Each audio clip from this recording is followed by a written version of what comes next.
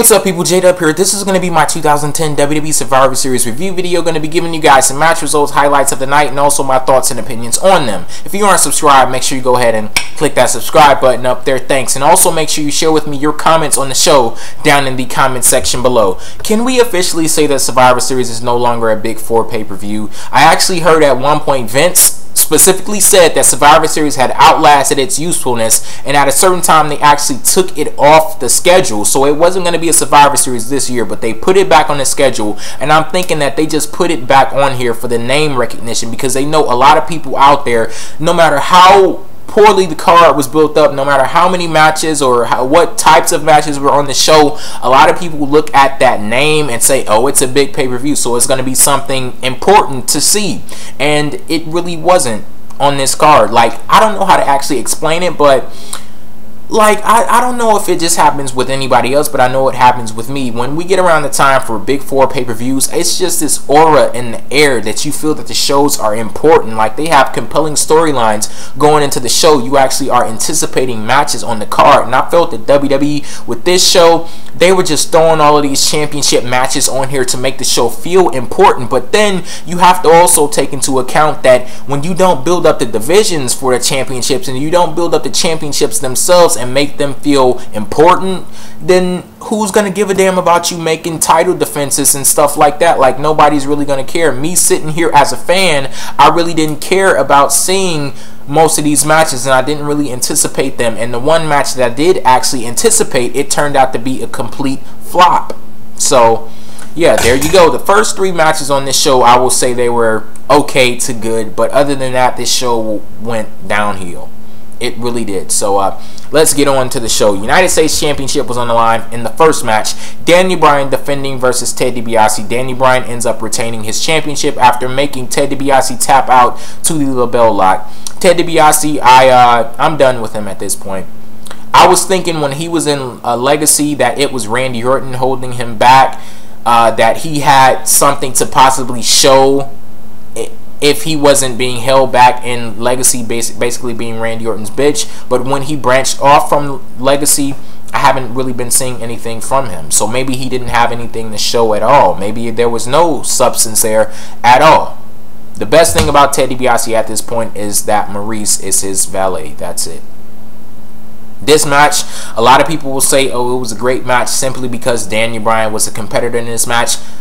I am not discounting Bryan's talent. He is truly one of the best in-ring competitors in WWE today, but he did not pull out a good match of Ted DiBiase. And I'm not blaming it on Bryan at all. I think, you know, this falls squarely on Ted DiBiase's shoulders. I didn't really care about this match. There was nothing that excited me about the actual match. So, yeah, that's all I can say about that. Like I said, Bryan, he retains the United States Championship. On to the second match of the night. John Morrison versus Sheamus. John Morrison ends up winning this match to my surprise. I was thinking that WWE, they were going to have Sheamus, you know, reclaim some of that glory that he gained this year. If you look at where Sheamus is now compared to where he look at where Sheamus used to be earlier this year compared to where he started out maybe a year ago today, it's a 180-degree turnaround. Like, it's just magnificent to see where he came from to where he went, and it's kind of saddening to see where he is now after being defeated by Santino. And then, you know, I'm a big John Morrison fan, but I wanted to see Sheamus get the win out of this one, and I'm tired of every time John Morrison does something, every time he does something impressive, and it's pretty often because John Morrison is great, I'm always like, oh, I hope this leads to a push for John Morrison. I hope this leads to a push for John Morrison. Hopefully this time, I'll say it again, I hope it leads to a push for John Morrison, but hopefully this is actually concrete this time. Hopefully somebody in the back, whoever is not noticing his talent, hopefully you do this time. This match, it has some pretty good spots in it. We had one point where Sheamus, he had John Morrison behind him. He had one of his legs up on his shoulder, and he flips him over his head, and he bent, you know, falls flat right onto the mat. That was pretty great. The way the match ended, you had Sheamus going for the bro kick on John Morrison. John Morrison jumps out of the way. Sheamus's leg gets caught up on the top rope, and that allows John Morrison to hit a flying it was a flash kick on Sheamus, and then, you know, while Sheamus was groggy, you know, he fell down, he was trying to get up, and that allowed John Morrison to deliver a knee to the face to Sheamus, and he pinned him, and the match was over with. I was expecting something different. I wasn't really expecting the match to end that way. It kind of came out of nowhere, but you know, it was a pretty good match nonetheless. I enjoyed it. They had some action outside of the ring. I think these guys did a pretty good job in this match. It didn't capture the same magic that they had not too long ago on Raw, but like I said, this still was a pretty good match. On to the next match. Intercontinental Championship is on the line. Dolph Ziggler versus Kaval. Dolph Ziggler ends up winning this match after grabbing Kaval's tights, and he got leverage, and that was the end of that. He retained the Intercontinental Championship. These guys, I feel that they could have done a better job than what they did. The match was good, but I could see a great match out of these two guys. So hopefully maybe they have some other interaction, maybe at the next pay-per-view, maybe on a future episode of SmackDown, but I need to see another match with these guys, with them going, you know, balls to the wall in the match. Like, because I know that they can pull out a better match than what they did. But yeah, my problem with this match, it had, you know, good spots here and there. Like Kaval, he delivered some vicious kicks to the face to Dolph Ziggler. At one point, he does an Irish whip to Dolph Ziggler. He throws him into the turnbuckle, and then Kaval does this like cartwheel, and he does his spin kick, hits Dolph Ziggler square in the face. And actually, after the match, Dolph Ziggler, he was bleeding from his nose. Hopefully his nose isn't broken or anything like that. The announcers were saying that it's a possibility that it is, but like I said, the spot was impressive, but hopefully he's not seriously injured after it. And there was another spot in the match where Dolph Ziggler delivered another, not Dolph Ziggler, but Kaval delivered another vicious kick to the face of Dolph Ziggler. He did like this. He ran to Dolph Ziggler, and Dolph Ziggler like vaulted him over his head, and Kaval, he landed on the top turnbuckle, and he used that momentum that he gained from being vaulted on the turnbuckle to turn around and hit Dolph Ziggler in the face with another kick. So yeah, this match, it had a couple of good spots here and there, but I felt that it was slow other than that, and I would like to see a fast-paced match out of these guys, and I know that they can do it, and hopefully we do get that in the future. But this one was a good match. It was a good start, so yeah, keep it up, hopefully. On to the fourth match of the night. Team Mysterio versus Team Del Rio. Traditional Survivor Series elimination tag match. I read on some wrestling website that this match wasn't even originally booked for the show. And actually, this was one of the 5 matches. 5 matches out of 8 that were booked within 6 days of the pay-per-view. That's absolutely crazy. And this is supposed to be one of the big 4 pay-per-views, and you're booking 5 matches out of 8 within 1 week of the show. That's completely unacceptable. But yeah, I heard that this match wasn't even originally supposed to be on the show, so they were having a traditional Survivor Series pay-per-view without a traditional Survivor Series match. I heard that this was supposed to be a Alberto Del Rio versus Rey Mysterio Lucha Rules 2 out of 3 falls match, but Rey Mysterio, he's kind of injured. Hell, when is Rey Mysterio not injured? But yeah, they went with this option because Rey Mysterio, he didn't have to be in the ring for the entire match. So yeah, Del Rio, at one point in the match, he actually he didn't want to fight the Big Show and anything, but he was actually taunting the Big Show. Then he goes to tag in Drew McIntyre. Drew McIntyre didn't want to be tagged in, but he, you know, he still got the tag on Alberto Del Rio. Still got the tag on him, but Big Show, he knocked Alberto Del Rio out anyway, and he wasn't the legal man at that point. So his announcer had, you know, picked him up, and some other guy took him to the back. So at that point, he wasn't even a participant in the match, even though he didn't get officially eliminated from the match. So yeah, there was nothing really memorable about this match at all. Nothing that really felt special about it. I guess that's one of the things that happens when you book a match a couple of days before pay-per-view, and also when you have an elimination style match at the last pay-per-view, which was just a couple of weeks ago, and you also had a elimination style match at SummerSlam, which had bigger implications and a more important feel than what this match had. And what I look for when I see multiple person matches, I look for a standout performance, and I didn't really get a standout performance from anybody really in this match. The way it ended, Big Show and Rey Mysterio were the 2 last competitors on Team Mysterio, and Drew McIntyre, he was the last competitor on Team Del Rio. Big Show choke slams him, pins him. Rey Mysterio and Big Show are your sole survivors. Yeah, that was it.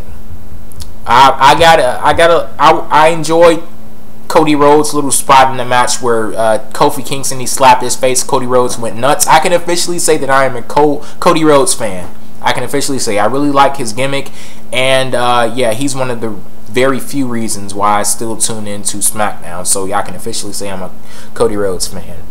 On to the 5th match tonight. Divas Championship 2-on-1 handicap match. Natalya versus LayCool. Natalya ends up making Michelle McCool tap out to the sharpshooter, and Natalya is your new Divas champion. This match, it was pretty harmless. It was pretty quick. I'm not going to bash the match at all because there wasn't much really of substance there. But at one point in the match, you had Natalya throw both members of LayCool into the crowd. They got back in the ring, and Natalya made quick work of Layla, and that's like I said, she made Michelle McCool tap out to the sharpshooter. After the match was over with, we had the 2 members of LayCool attack Natalya, and that was the cue for Beth Phoenix to run down to the ring. So Beth Phoenix, she was out on injury for a little bit, and now she's made her triumphant return to WWE to save Natalya. And yeah, I can say I did enjoy this. I enjoyed Beth Phoenix's return. Honestly, that was like the best thing that happened at this pay-per-view. To be completely honest,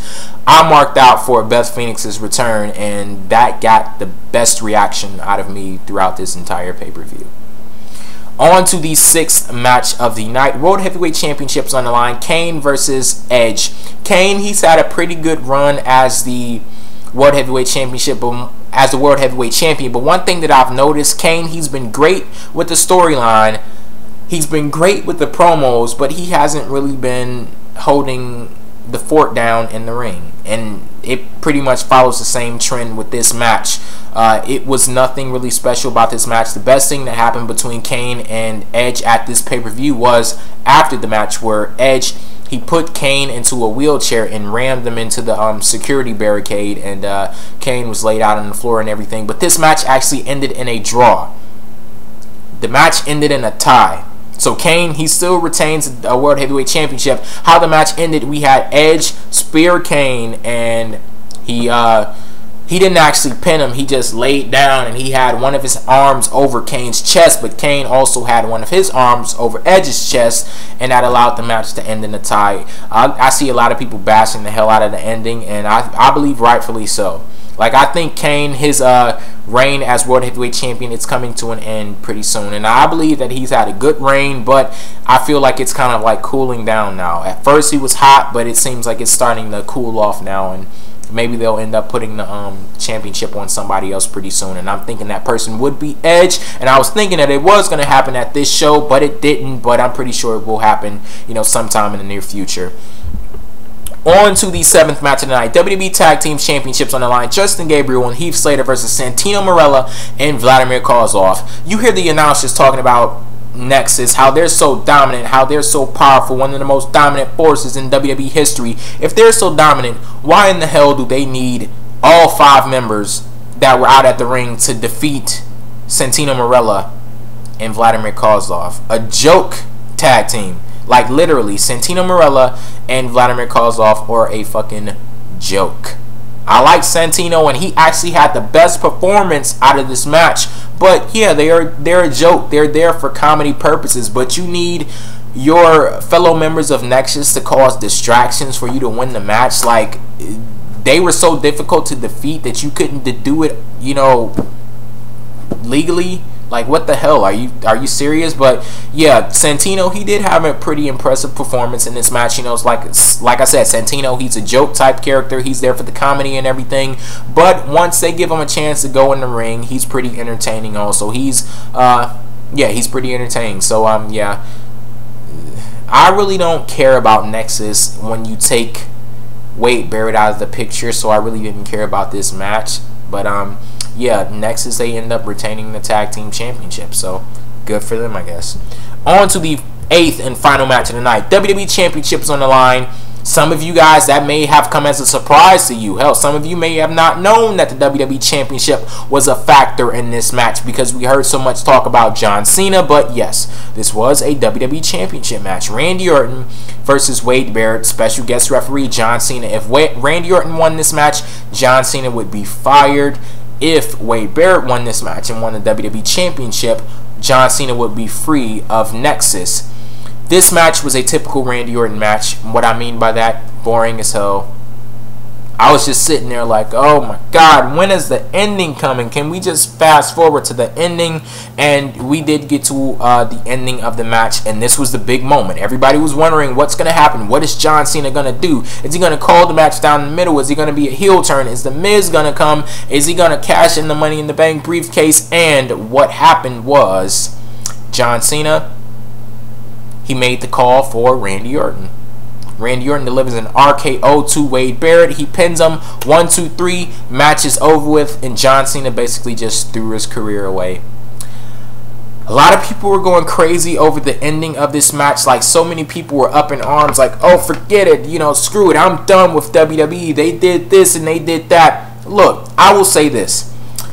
Imagine if The Miz actually cashed in his Money in the Bank briefcase, and he didn't, and I was pretty sure that he wasn't going to cash in his Money in the Bank briefcase because something I forgot to add. After the first match of the night, after Bryan defeated Ted DiBiase, The Miz actually came down to the ring. He hit, while Bryan was celebrating on the stage, he hit him in the back of the head with his Money in the Bank briefcase. Then he ran down to the ring and he cut a cheap Heat promo on the Miami Heat or whatever, and he was talking about how he's tired of carrying around the Money in the Bank briefcase. And I knew at that point that he wasn't going to cash it in, because I'm like, WWE, they aren't going to do something this obvious to have Miz here talking about cashing in the briefcase and have everybody anticipating him cashing in the briefcase and for him to actually do it. I knew that that was like too obvious, and I at that point I knew that Miz wasn't walking away with the WWE Championship. But if that had happened, you would have had a hell of a lot of people talking about how predictable it was.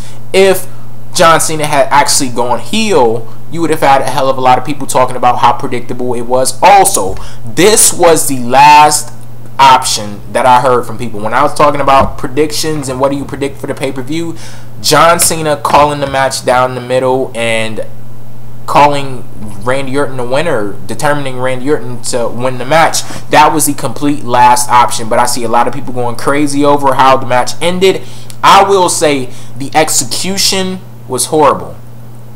The execution of everything was horrible. Down to, I wouldn't have had Nexus come in and, interfere after the match. I wouldn't have had John Cena seem so giddy about basically throwing his fucking career down the drain. He seemed like he was, for a second afterwards, it seemed like he was kind of like happy, like he was jumping up and so excited that Randy Orton retained the WWE Championship. And I'm like, dude, you care about WWE so much, why don't you fucking act like you do? Why don't you show a little bit of remorse? And at the time that he actually did show remorse, I'm like, it's too late. You already lost everybody. He like did his rounds in the crowd, like giving hugs and stuff and slapping hands and stuff, and I'm like, at that point you already lost everybody. It was useless at that point. Like, John Cena's acting, Randy Orton's acting was horrible.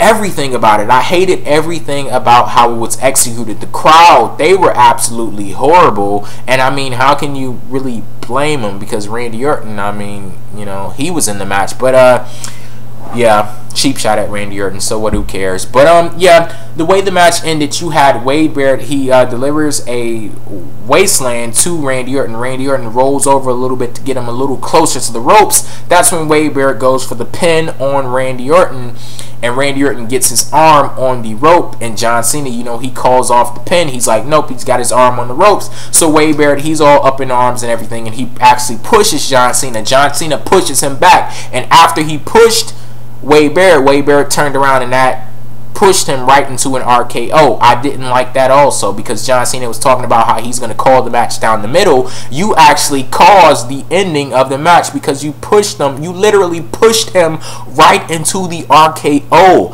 I hated that. Like I said, I hated the crowd. I hated John Cena's acting. I hated Randy Orton's acting. I just hated everything about the execution of the angle. But I'm not willing to say, oh, WWE sucks for going with this angle because I don't know where it's going to go. We have to watch Raw to see where it goes. We have to see actually how they follow up this angle and where it goes from here. But I'm not willing to call this a complete failure yet. I will say the execution of it was definitely a failure, but where it can possibly go, there's no way whatsoever that I can sit here a couple of hours after the pay-per-view aired and say that with any conclusively where it will go. So I'll be tuned in to Raw to see where this angle goes with John Cena being fired. But as far as this pay-per-view goes, I will say this was one of the worst pay-per-views of the year. It really was. Survivor Series, if this was the last Survivor Series event, it did not go out with a roar. It went out with a whimper. So yeah, guess that's where I'll end this video. I am J Dub. Peace out.